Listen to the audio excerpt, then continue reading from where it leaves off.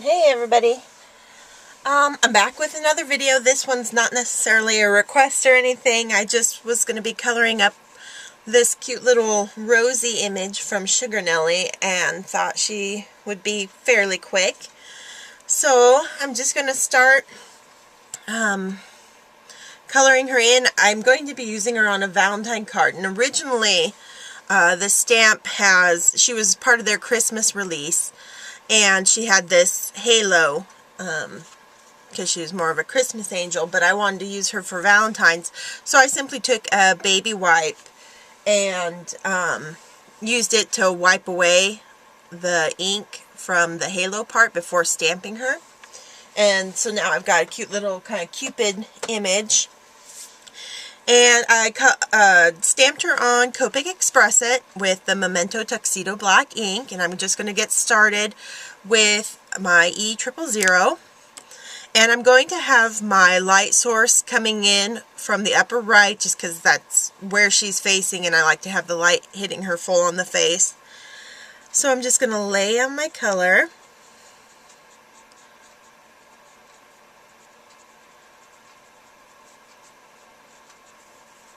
And get it down here on her neck and her arms.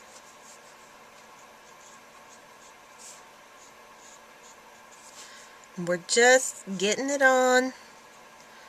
No blending going on yet. Just thinking in terms of what's going to be hit more by our light source and what's going to be in shadow. So now I have my E00, and this is where I'm going to start, laying in the darker area underneath her bangs up here. And the hair on this side is going to throw a little bit of a shadow. Then this side of her face is a little bit further from that light source. It's curving around, so I'm going to be a little bit heavier over here. But I'm still going to bring it a little bit up on this side just because, the face isn't flat, it's round, so it's going to curve away a bit. And her neck's going to be pretty deep in shadow just because of the way her body is bending. She's going to have a lot, her shoulder and her head and her hair are all going to be kind of casting a shadow down there.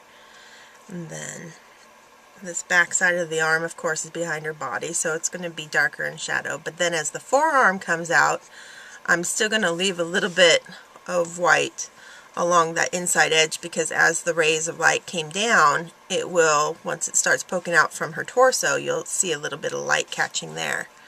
And then on this side, most of the arm is going to be hit in light, so it's that inside turn of her arm there and there that are going to be a little bit darker. Now underneath her skirt we're going to have an instant shadow, and then same as on the arms, the side further away from our light source is where we're going to put the darker. Now as the foot turns, because I'm going to have it darker on the leg here, but as the foot comes out and turns, the rays of light are going to hit the top of the foot there, so it's the bottom of the foot on this side that's going to be a little bit darker. Now I'm going in with my darkest shadow, the E11. Same area, in the same spots, just with a lighter hand and putting less on than I did with the 00.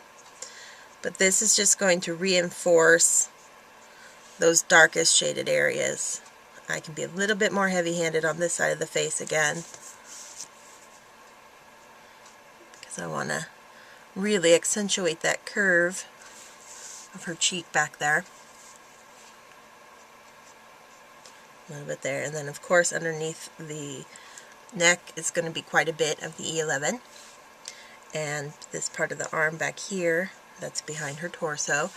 And then we're still going to bring a little bit of that line all the way down that arm.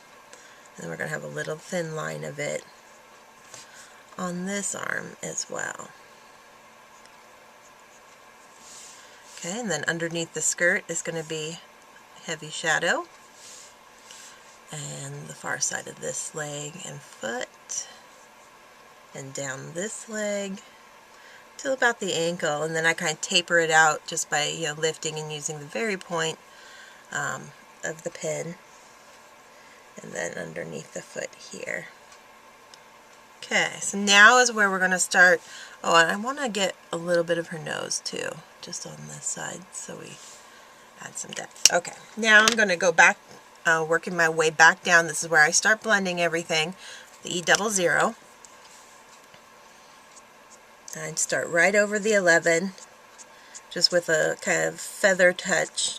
Pull it in, and start blending that towards the lightest areas of the face.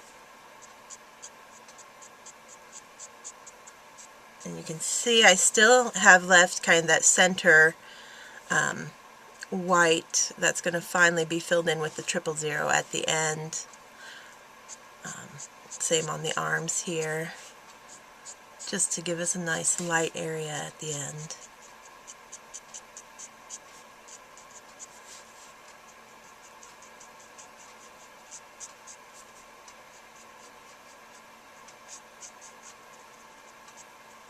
Okay, now back to the 000. And I'm starting in the center this time, not going all the way back over to the edges where the E11 is. Just filling in and blending in with the E00.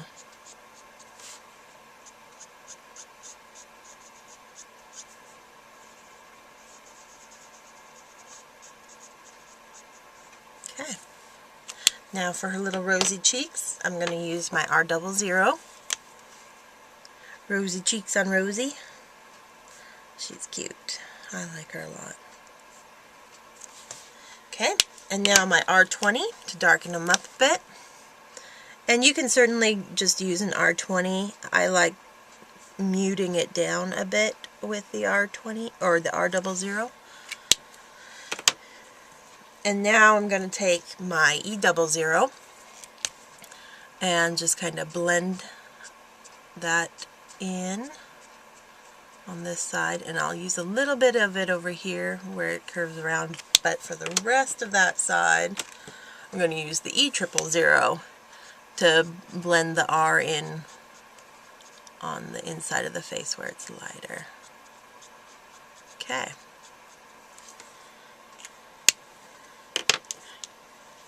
And now her skin is done. Quick and easy, like I said. Now I'm going to move on to her hair. And I'm going to go with kind of a golden blonde. So I'm starting with a YR20. And I'm just going to start at that part and kind of work my way, kind of lay out the color. And I'm going to be darker on this side because my light source is coming in from the right, so it's going to be lighter around the front of her face. So as it curves away, it's going to be darker, and then I want to get back here behind her. And then on this, it's kind of, this inside curve is going to be kind of the darker area, and then I have this back here as well. Okay. So now YR21 is my next color in this combination. And this is where I start mapping out, really getting in to where those darkest areas are going to be. And I'm going to just kind of flower out from that little part and come along that back side of her head. But I'm going to keep kind of a halo, thinking in terms of this being a round circular object instead of flat. And the light's going to wrap around. I mean, it'll gradually get a little skinnier back here and wider as it comes around towards the front, but we'll still see a little bit of light back here. And of course over here, underneath there.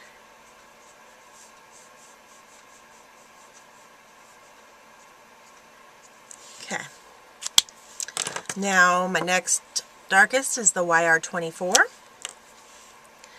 And I just start in the same place, just bringing it about half as far as the last color And you can tell I'm not really concerning myself with the little flowers in her hair.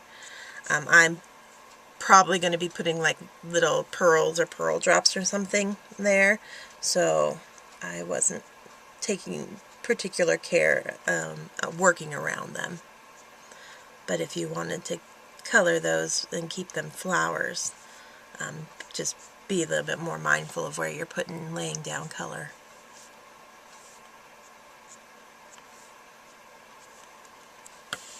Okay. My darkest, I'm going to jump to an E35, and this is just going to give us a contrast, I'm hoping.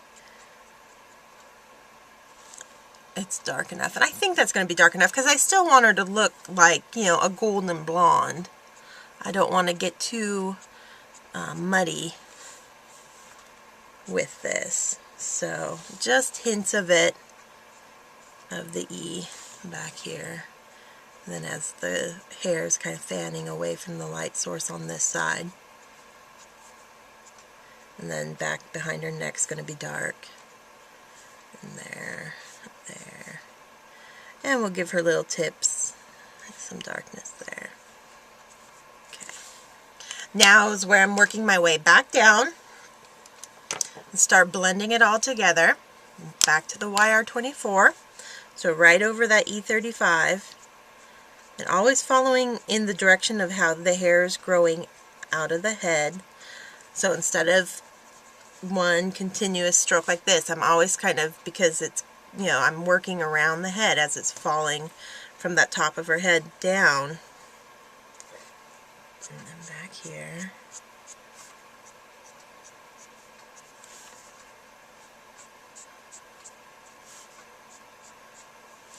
Okay. And the lighter you want the hair to turn out, just the less of these two colors, the YR24 and the E35, you want to use, and that's why I didn't put a whole ton of the YR24 on again. So now I'm back to my YR21. I'm not starting all the way from the center, just kind of in that 24 area and pulling down, and then pulling up on this side here.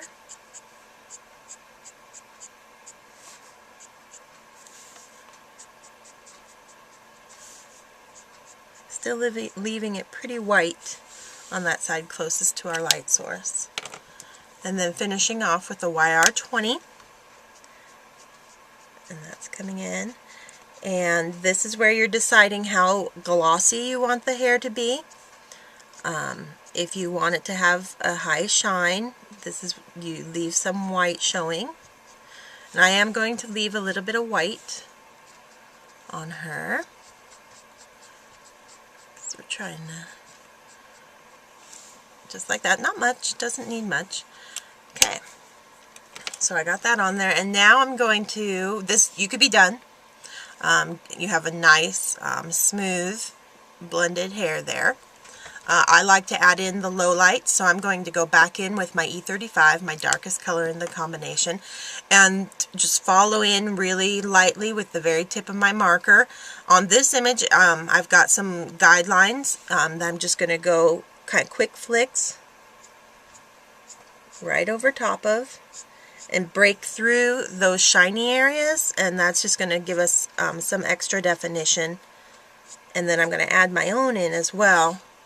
Just, you know, kind of following those quick little flicks. Not too heavy-handed. And that's just going to add some interest, I think. And then we're going to flick in this way.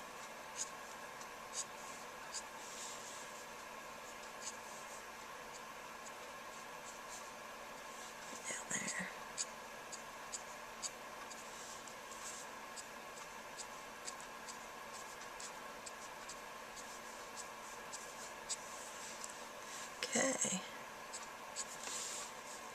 And she's got a nice little kind of golden blonde hair color. I'm going to stop the video here, but I am going to come back. We're going to finish coloring her up, her dress and stuff to match the papers, and we'll see what happens after that. Thanks for watching. I'll see you in the next video. Bye.